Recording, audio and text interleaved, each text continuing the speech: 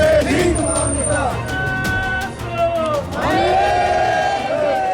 संविधान दिवस के अवसर पर शनिवार को जहां लोगों ने संविधान निर्माता को याद किया, वहीं देश भर के किसानों ने संविधान दिवस पर केंद्र सरकार को किसानों से किए गए वादों की याद दिलाई। शिमला में किसानों की मांग के समर्थन में आए संयुक्त किसान मोर्चा ने राज्य भवन मार्च किया और राज्यपाल के माध्यम से राष्ट्रपति को ज्ञापन सौंपा।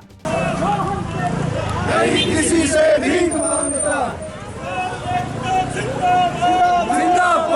संयुक्त किसान मोर्चा ने सरकार को चेताया कि अगर सरकार अपने वायदों को पूरा नहीं कर सकती है तो किसानों के पास आंदोलन को तेज करने के सिवाय और कोई रास्ता नहीं बचेगा।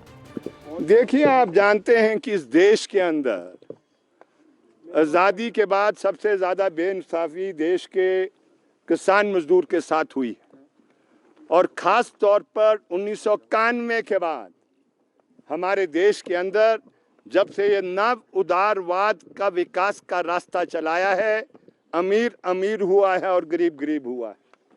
आप जानते हैं कि हालात देश के अंदर और हमारे प्रदेश के अंदर इस प्रकार के हो गए हैं जहां पर मजबूरी में किसान आत्महत्या कर रहा है।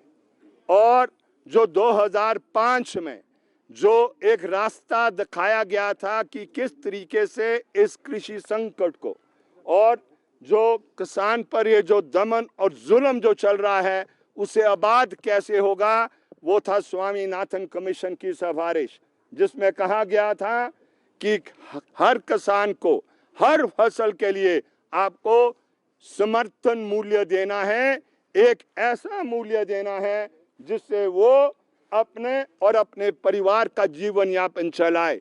लेकिन ये हुआ नहीं ऐसा। और देश में जब 2 साल पहले एक शक्तिशाली आंदोलन चला, दुनिया का सबसे बड़ा आंदोलन है, और ये भूल जाए गवर्नर महोदय और भूल जाए देश का जो पूंजी का मालिक है, कॉरपोरेट घराना, दुनिया का भूल जाए, ये आंदोलन पीछे नहीं जाने वाला, आगे बढ़ेगा।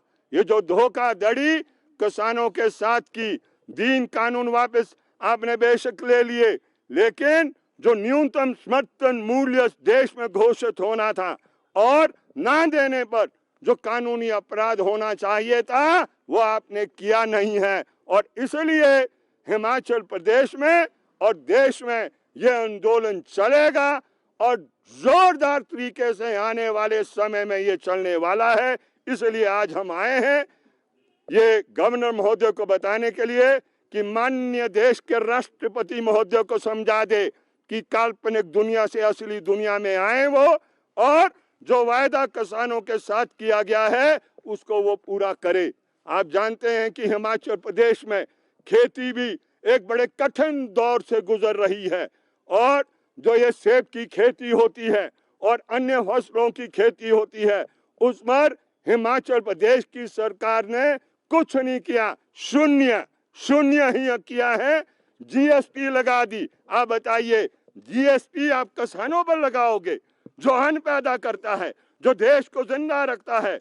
और बड़े बड़े प्रधानमंत्री आगे एक दफा नहीं, हमेशा ये बोलते गए कि हम जो आयात कर है उसको समाप्त कर देंगे, वो उसको 100% उसको किया जाएगा, उसको बढ़ाया जाएगा। लेकिन आयात कर समाप्त नहीं, वो उसको बढ़ाने का काम नहीं किया गया, ऐसा हमारा मानना है। और इसलिए ये आंदोलन चलेगा और इसकी रूपरेखा आज के बाद तैयार होने वाली है।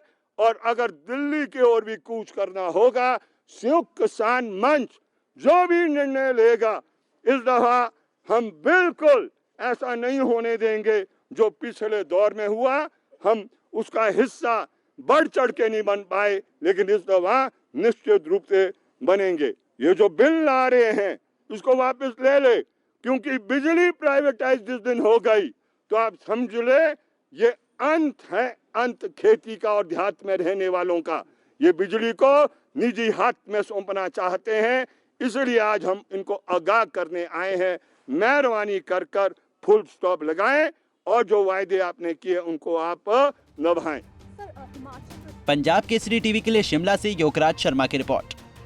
हमसे जुड़े रहने के लिए हमारे YouTube चैनल को सब्सक्राइब करें और नई वीडियो की नोटिफिकेशन के लिए बेल आइकॉन को दबाएं। अगर आप ये